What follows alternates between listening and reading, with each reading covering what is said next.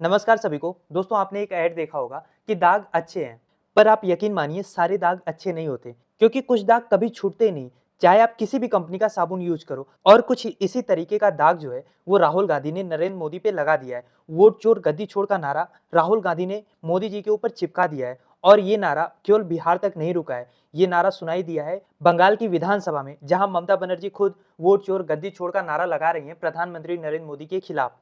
और इसी के साथ मोदी जी देश के ऐसे पहले प्रधानमंत्री बन गए हैं जिनके ऊपर वोट चोरी का आरोप लगा है। दरअसल मामला ये हुआ कि बंगाली प्रवासियों पर जो कथित अत्याचार हो रहा है उसके लिए विशेष सत्र बुलाया था ममता बनर्जी ने। और इस सत्र के दौरान जब बीजेपी विधायकों ने शोर और हंगामा करना शुरू किया, उसके बाद ममता बनर्जी पूरी तरीके से उग्र रूप में आ गई और सीधे वोट चोर गद्दी छोड़ का नारा मोदी जी के खिलाफ लगाने लगी। और पता है हुआ क्या है, ऐसा लग रहा है कि टाइम रिवर्स में जा चुका है, क्योंकि आपको याद होगा 2014 में जब मोदी जी अपनी पॉपुलैरिटी के एकदम टॉप पे थे, इसके बाद 2019 में भी कहा जाता था कि वोट जो पड़ता है वो मोदी जी के ही नाम पे पड़ता है। सांसद कोई भी बने, चुनाव में कोई भी खड़ा हो, लोग जो वोट देते हैं वो मोदी जी के ही नाम पे देते हैं। इसी तरीके से अब बीजेपी का चाहे सांसद हो या विधायक, अगर कुछ गलतियां कहीं पे कर रहा है या हंगामा कर रहा है तो अटैक सीधे मोदी जी पे किया जाता है। वरना आप सोचो बंगाल के विधानसभा में क्यों मोदी जी के खिलाफ नारे लगते, वो भी एक सिटिंग मुख्यमंत्री के द्वारा। और सबसे मुश्किल बात यह है कि ये नारे लग भी कहां पे रहे हैं, बंगाल में। जनरली ममता बनर्जी जो है वो इंडिया गठबंधन से हर मामले में दूर रहती हैं,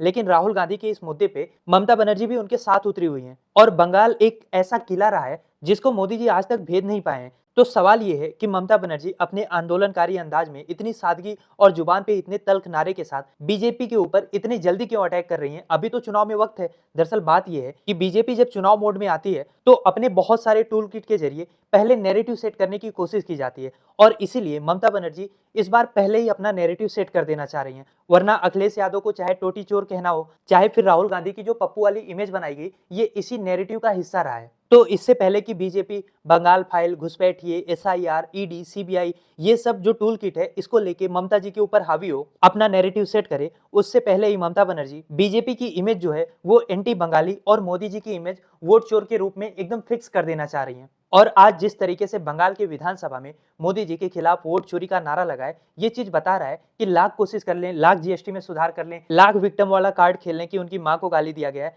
लेकिन जो ये वोट चोरी का नारा है ये अब मोदी जी की कुर्सी के साथ चिपक गया है। अब देखना ये है कि चुनाव में इसका कितना असर दिखता है। वैसे क्या लग रहा है आपको, ये वोट चोरी वाला दाग बीजेपी को आने वाले चुनाव में नुकसान पहुंचाएगा या बस एक राजनीतिक शोर है जो चुनाव से पहले खत्म हो जाएगा? क्या सोचते हैं आप इस बारे में? लिखिए अपनी राय कमेंट बॉक्स में। और इस टॉपिक का जो कंप्लीट वीडियो है वो आप चैनल पे जाके देख सकते हैं।